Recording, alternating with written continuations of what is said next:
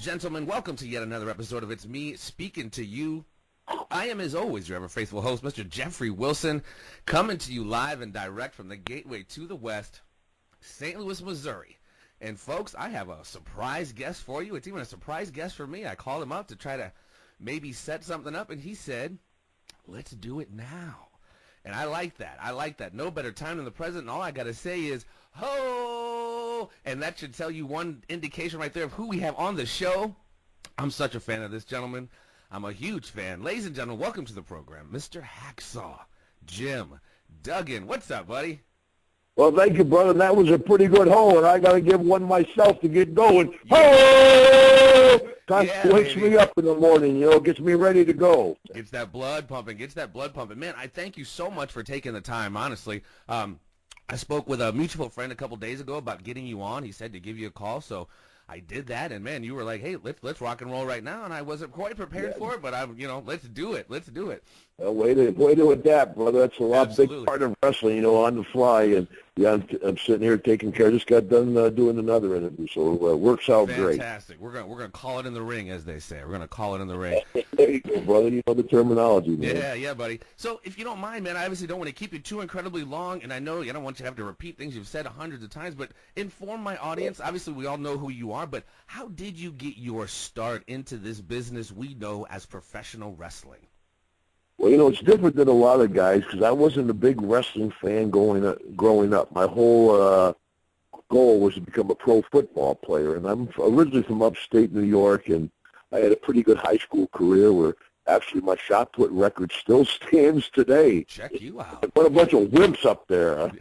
And, of course, I won the state wrestling championship my senior year, but football was my main sport, so I was lucky enough to be highly recruited, but I played my college ball for Southern Methodist University down in Dallas, Texas, the Mustangs. And on a freak accident, I met Fritz von Erich, and he opened up the door to wrestling for me. Oh, wow. So was that your first territory down there in the world class? Yeah, I broke in. Yeah, I came down. Gary Hart gave me my first pair of trunks in 1979. I still have the program where Newcomer Duggan makes his debut. What was the name? And, I was Big Jim Duggan. Okay.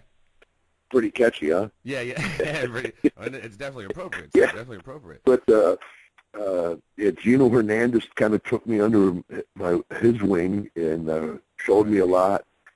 I left there, and I was up visiting my dad up in Glens Falls, New York. And he knew Arnie Skoll, and he's like, well, hey, my kid wrestles. And Arnie's like, well, bring him down to the Glens Falls Civic Center. So I went down there. I wrestled a guy named Moose Morawski. And, I was a relatively big kid in that time of in the 80s, late 70s, early 80s. So they put me to TV, and I worked with Sergeant Slaughter, Angelo Mosca, Ken Patera. This Big Jim Duggan, yeah. Throwing out them names there, folks. Throwing out some serious names there. Oh, yeah. Well, and then that's what they called me in, I was Big Jim. I had short hair, clean shaven. I wore a long gold bathrobe to the ring. I knew very, very little about wrestling.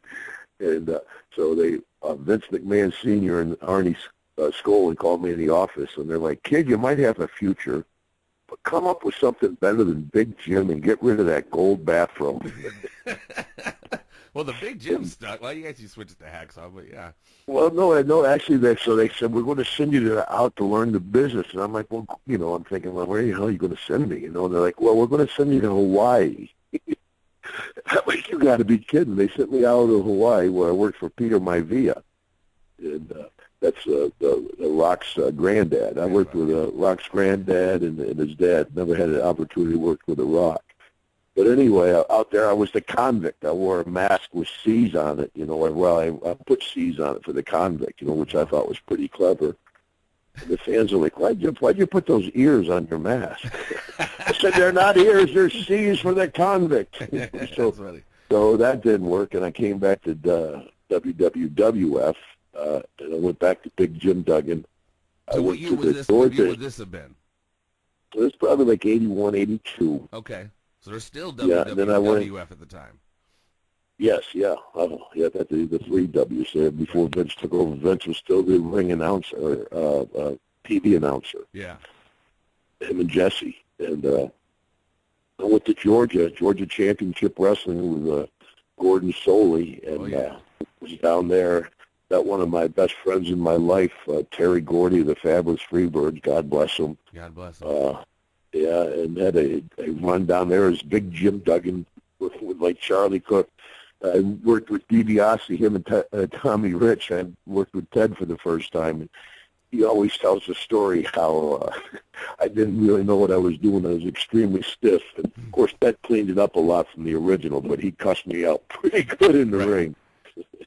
And then I went from there actually to Pensacola, where I was working for the Fullers. And I went as Wild Man Duggan. I grew my fur, I grew my beard real heavy, and I wore fur with chains on it.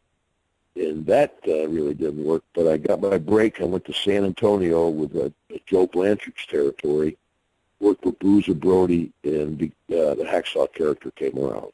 Oh, wow. Yeah, because I was going to say, the image you described there with the leather and the fur with the big beard, that kind of sounds a little Brody-esque a bit. So, yeah, you guys actually did have some matches then.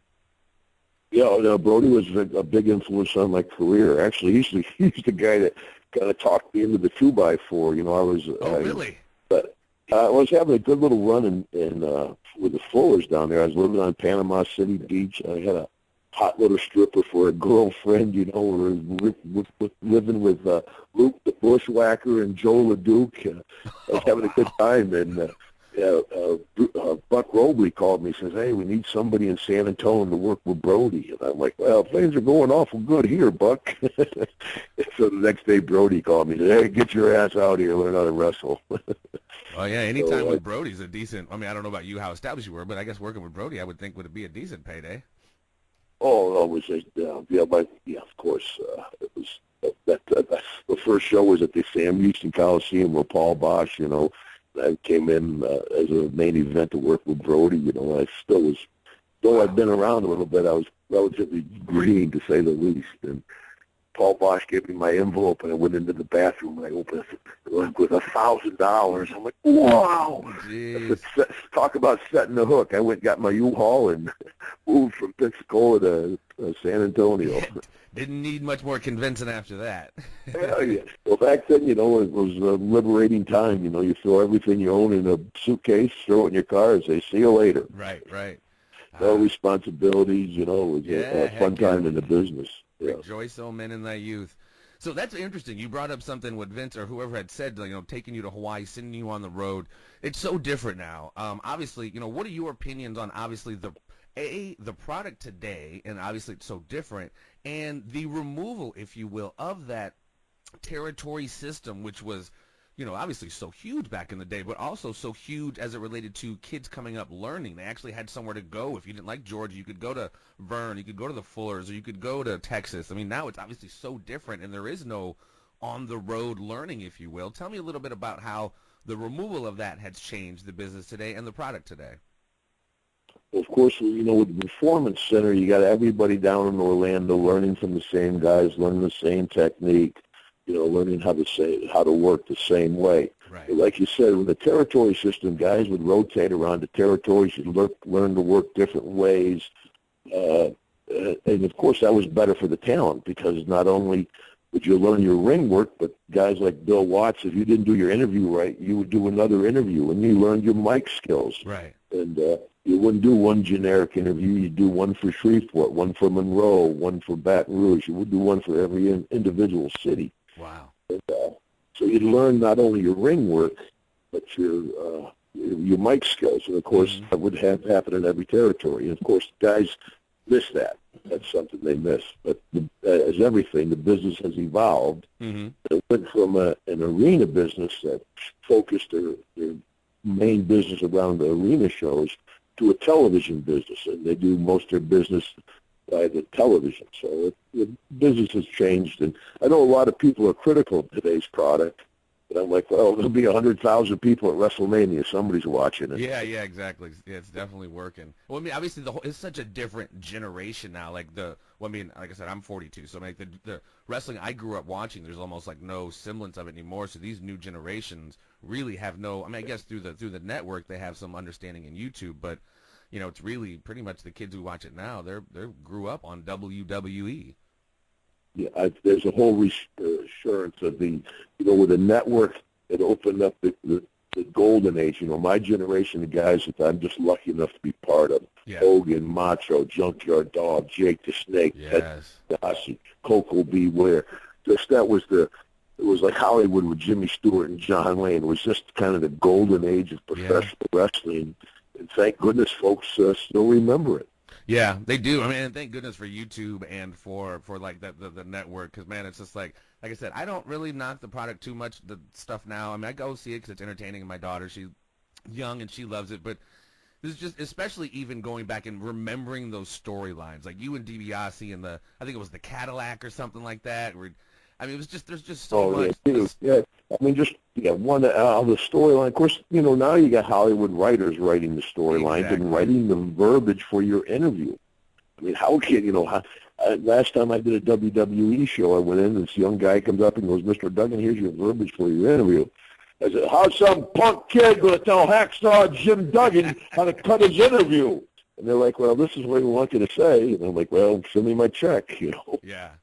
Was it? But I have a whole new respect for those guys that deliver lines that natural. I mean, that's a very whole different set of skills that I think a lot of guys in the WWF days didn't have. Well, yeah, I mean, and you guys, it was off the dome. You guys were that was part of, like you said, what you guys had learned in those territories is learning your mic skills. So you didn't need anybody. And quite frankly, you guys, I mean, like I said, a lot of people are going to go to WrestleMania. It still works.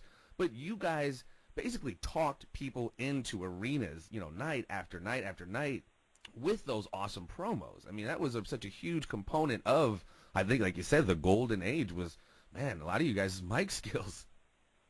Yeah, it's and that's what I tell folks, about pro wrestling. People are, "Oh, you guys are all good friends, aren't you?" I said, "Yeah, we all compete for the same money. We're real good friends, Yeah. And I see a lot of young guys that do a lot of Comic-Cons, a lot of different types of conventions. Of course, I do my show, and I have these young guys go and say, "Actually, I want to be a WWE wrestler." I said, "Well, that's great, because chase your dreams, because who would have ever thought Daniel Bryan would become a huge star?" Exactly. There's a guy that had the heart, the desire, the work ethic. He made himself a star. So, chase your dreams.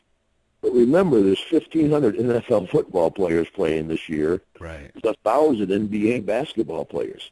There's maybe, 120 guys on the WWE roster. Yeah. I mean, you got a better chance of playing in the NBA than you do make it in the WWE. Yeah. But it's not just kids from this country. You got guys coming from Australia, Everywhere. Japan, Europe, everywhere. You notice, too, the careers, I mean, you don't see, I mean, you've been wrestling forever. I mean, obviously you guys are pretty much retired from active wrestling. Is that a shot, brother? No, I'm just saying, not at I'm all. just kidding. I'm just messing with you. Not at all, sir. I'm just saying you guys had a very long career. You guys had very lengthy careers, even with, the road schedule, and you guys still took the bumps and everything. But today's wrestler, it seems like, I don't know if it's because of the nature of the business and they're concentrating on high spots more so than, like, the psychology of it. The careers just aren't quite as long. Why do you think that is? Well, there's a high injury problem nowadays, because the kids are pushing the envelope every night, every show, man. Those guys are doing these high-risk maneuvers that are, you mess up or somebody else messes up, people are going to get hurt. Yeah. I mean, guys did that before, Macho and a lot of guys, Snuka and people like that would do the high-flying stuff. They picked their show. They wouldn't be doing it in Scranton, but they do it at the Garden, Right. But these guys nowadays are doing it every night. And so, injuries are a problem. Plus, also, like in other professional sports, the money's much better, so you probably don't have to work as long as we did in the day. Yeah, very interesting. Yeah, and I find it interesting to compare the two, because it's just, I don't know, still a great business, but obviously, like you said, it's evolved, and it's quite vastly different now. If you don't mind, and it's kind of a sensitive subject or a touchy subject, and you don't have to speak on it if you don't want to, I saw the Sheik documentary not too long ago, and I remember as a kid reading in the newspaper the incident when you and Sheik kind of had a mishap on the road. I forget where it was at, somewhere maybe northeast, I forget. If you don't mind, how did that come about? I think it was like somebody missed a ride, or you guys kind of had to ride together, but it was kind of a no-no because you guys were in an angle at the time. Tell me about how that whole thing went down. Right, yeah, I was right after WrestleMania 3. You know, of course, it's the most popular arrest in wrestling. Yeah. It's like, you know, Benoit butchers his family. People talk about Duggan Sheik. But anyway, I saw Sheik at the Newark airport, and he didn't have a ride, and so I gave the guy a ride. And what the worst thing about it, people think we're close.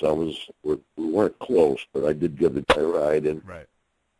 he said, maybe we get some St. Pauli Girl beer, and I'm never ever drink another St. Pauli Girl beer, I'll tell you that, brother. But anyway, he stopped and got some St. Pauli Girl beer, and I had a little weed ski in my pocket. Well, actually, I had it under the seat.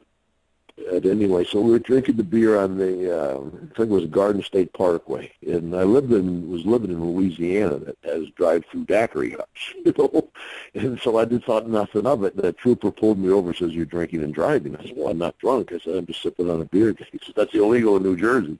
I'm just sipping on a beer. Yeah, I mean, this was in the 80s, brother. Right, I mean, exactly. So, Exactly. like I said, they have drive-through daiquiri huts down in Louisiana. Like, no big deal. And so, boom, he says, "I smell marijuana." Again, it's in the 80s. I'm out of Louisiana. I said, "Yes, sir. I've got a small amount of marijuana under my seat." He's like, "You're under arrest." Oh. I'm Did like, they know who you wait. were at that point yet? Did they know who you guys were? Yeah, I think that pretty well. The one trooper right off the bat. Oh, okay. And of course, boom, they call the big backup and everything. So they pulled the Sheik out of the car, and they searched the Sheik. And long story short, the Sheik had 3 grams of cocaine in different containers. You know, I had less than a half ounce of marijuana under the car. So I got a ticket for drinking while driving and a summons for misdemeanor marijuana. Sheik had felony cocaine arrest, but of course the New York Daily News, it wasn't the front page, but it was the back page. It had a big picture of me and a big picture of the Sheik. The headlines were "Boozing Bozos." Oh, no. And, you know, they had marijuana, beer, cocaine down the parkway. I mean, it was brutal. That was, you know, long before the internet. Can you imagine? Jeez, that would have been, I mean, obviously it was still bad then. I mean, just hearing, like, Sheik's version of it or whatever, but just, if you can, like, 1 to 10, I don't even think I'd probably past 10. How pissed was Vince at you guys? Oh, yeah, it was extreme, obviously. I mean, my call was to my dad, God bless him, who was my best man in my wedding, and my best friend. He was still chief of police in Glens Falls, New York, so I called him, and, you know, he got ambushed by the cameras, too, you know, because I didn't think nobody, you know, I was naive. I'm like, I don't think nobody will know. And, I think I remember him saying that in the video. Like, you guys like, wait, maybe nothing will happen. Maybe no one will find out about it. yeah, we're on the side of the road. Nobody saw us. What the hell, you know? But of course, my dad was like, "Did you get arrested for cocaine?" I said, "No, sir." And I got arrested for pot. And he chewed my ass a little bit, but then my whole family really rallied behind me because I tell you, it was actually from the penthouse to the shit house, and one huge mistake. Hamstring my career to a point where, you know, I never got the heavy-duty push after that.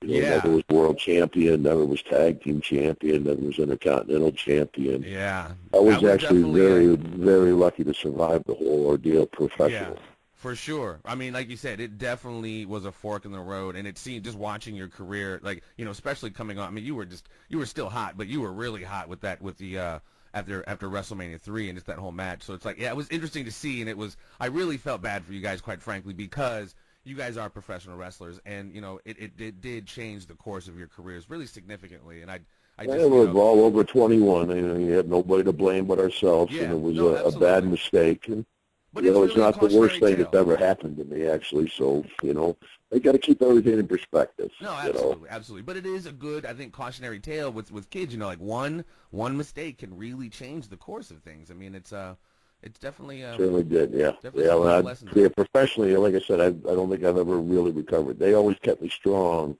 but never got the big rocket. Right. Well, like I said, we all love you, brother, and, you know, we all, you know, you're definitely a legend. Oh, it's been a good career for me. That's actually a good segue, brother. Thanks very much into actually the Hacksaw Jim Duggan show, which you can see at hacksawshow.com for information. Hacksaw's and my book, going on the road, Jim Duggan Story, another catchy title. But it's been a positive business for me, so I put a positive spin on things. You know, I've been my wife for 30 years. I've never had to go to rehab for cocaine or booze or any drugs. No booze or drugs. No felony arrest. A couple misdemeanors, but it was the 80s, you know. Yeah, you know, come on now. Yeah, I was going to say. It's the and 80s. I raised 2 daughters. It's been a good business for me. So I tell folks, you know, we're not all Scott Hall. You know, we're not like my good friend Jake the Snake Roberts, who's struggling with all kinds of drugs, and not all like my 3 best friends, Gino Hernandez, Terry Gordy, and Dr. Death Steve Williams, who were all gone. I mean, Terry, I mean, he was 40. I mean, obviously, Gino was 20. I mean, they all were young, but, I mean, Terry was like 40, 41. I mean, this is crazy. Yeah, and Doc, you know, when people try to compare us to sports teams, I said, no, especially back in the day, we were more like a rock and roll band. Oh, yeah. I mean, you know, you're flying into Paris, into London, down at the Stringfellows in downtown London, partying with Michael Douglas and Grace Jones. Yeah. You know, it was a lifestyle. It wasn't a job. Yeah, you got me. I like I said, I'm a huge mark for it. I love the old, like the Four Horsemen videos, like the old Starcade. I just love going down memory lane like that because I have such a different perspective of it now as like a grown adult, and it, you know, I see it more as the business as opposed to before when, you know, everyone believed. I just really have like the business, and you know, you guys were rock stars, man. It was really cool to watch it, especially as a kid. But like I said, that does segue us into your next phase, if you will. Mr. Hacksaw Jim Duggan is going on the road with a bit of a comedy tour, if you will. A little some chuckles. What prompted this, and where can we find you? Yeah, it's called the 2x4 tour, and it's the hacksawshow.com. And actually, I tip my hat to Mick Foley, who opened this door for a lot of us guys. Mm-hmm. You know, I've done them over in England and Scotland, up in Canada. Jake the Snake and I did one over in Nashville at Zany's in Nashville. Nice. And it's not really comedy as, you know, standing up and telling joke after joke. Yeah, it's ring stories, you know, stories about Andre, stories about Ultimate Warrior, you know, road stories, travel with Jake the Snake Roberts and Damien, rib stories about Owen Hart and, you know, God bless him, and many other guys. And it's also a chance for folks to interact and, you know, ask questions and get some answers. And even if people aren't wrestling fans, like, folks are always intrigued about our business. You know, I'll be on a plane next to a businessman. He go, oh, you're a wrestler? I'm not really a wrestling fan, but how about, which is great, you know. Well, and it's cool nowadays, especially with the internet, like even kind of before the podcast became hugely popular, I would listen to so many of those shoot interviews because you guys have so many stories, you know, 25 plus years, if not 30 years of wrestling stories, of road stories with individuals, like you said, a just who's who list of, I mean, you can name it. Just go down the list, and it would be, you could probably spend 2 stories telling Andre stories, or 2 hours telling Sheik stories, or 2 hours, you know. So I think it's awesome, and I can't wait to see all of that come to fruition, man. Because like I said, you could have a lot of people sitting on the edge of their seat with some of them stories. You know, this one, it's going to be early February, all through upstate New York and into Massachusetts. So it'll be fun, and I enjoyed being with the people. And there's so many wrestling fans out there. Just this past weekend, I was in Oklahoma with Jim Ross and Jerry Lawler, and they had a huge independent show out there with, well, like 2,000 people jammed in the arena. This weekend, I'm down in Miami with Goldberg and Nash for that big Legends of Wrestling show. So folks are hungry for a number 2. TNA is just not filling the bill. There's a chance out there for one of these other companies to bump TNA. Because for every Hertz, there's an Avis, you know. Absolutely. You're not going to compete with Vince. No. But I tell you, there's room for somebody to bump TNA. Yeah, and I mean, like I said, they're not going to compete with Vince, but another option, you know, I hate to call it competition, but that's absolutely just another alternative for folks to watch, yeah. Well, I don't want to keep you too much longer, buddy. Is there any other social networking stuff you want to shout out there sure, for your show, for you? Yeah, God bless Roddy Piper, my buddy there. He's the one that got me going. I would joke. I said, I'm at 100,000 people on Twitter, Pipe. He goes, Duggan, I got 500,000. I'm okay. Well, one of my first episodes. I'm sorry. Go ahead. No, to say one of my first episodes was with the gentleman who was co-hosting Piper's Pit with him, a stand-up comedian by the name of Earl Skakel. I had him on one of my first episodes, and that was really cool. I mean, obviously he was hanging with Roddy right into the end there, so that was a really cool conversation. And yeah, he was one of the other ones that had got the podcast going.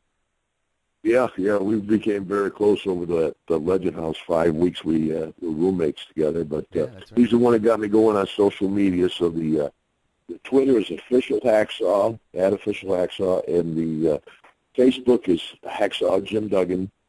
The book is Hacksaw the Jim Duggan Story. And the 2x4 tour is Hacksaw Jim Duggan Show. And I'm Hacksaw Jim Duggan. And he's Hacksaw Jim Duggan, man. I thank you so very much for taking this time. Before I let you slide, my friend, I do have a final segment that I ask everyone to take part of. It is called the Conspiracy Triangle of Doom. It is very simple. Excuse me. Very simple. 3 questions that you can answer simply yes or no if you wish, or you can expound if you wish as well, and that's always encouraged. Are you prepared, sir? Go ahead, brother. I'm ready for you. Question number 1. Do you believe, Mr. Hacksaw Jim Duggan, in the existence of extraterrestrial intelligence?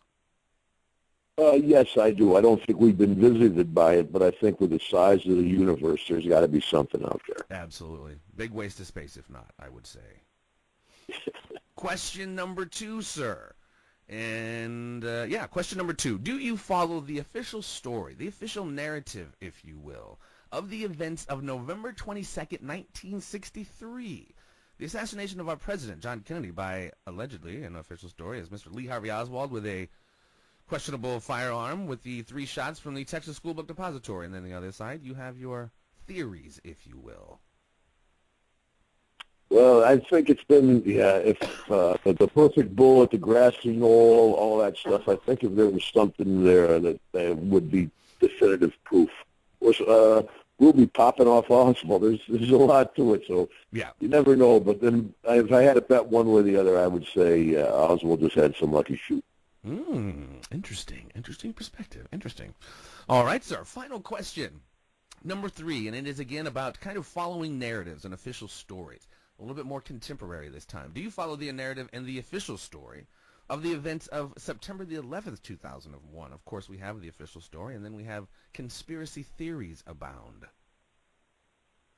No, I think it was some maniac Islamic terrorists that are trying to do us harm and would kill any of us if they get the chance. I can't believe people are not paying attention. They're chanting over and highway. Death to America. Listen, death to me, death to my family, death to my friends. Chanting that, we're giving $1 million. Don't get me going, brother. Where's my 2x4? Oh, USA. Too late, I'm going now. USA. Oh. Damn straight. Once you start rolling, brother, it's not like a light switch. Once it goes, kid. I hear you, man. I hear you. That was awesome. Well, that was about the most definitive answer I think we've had in the Conspiracy Triangle of Doom. And ladies and gentlemen, and again, sir, thank you so much. Best of luck. Continued success. Ladies and gentlemen, this has been Mr. Hacksaw Jim Duggan. Go check out his comedy tour. Check out his book. Go see him at any Comic Cons or wrestling meetings. He's a cool guy, as you can clearly tell. Mr. Duggan, thank you so much. But you know what you got to do before we go? Let's do it together, kid. Ho!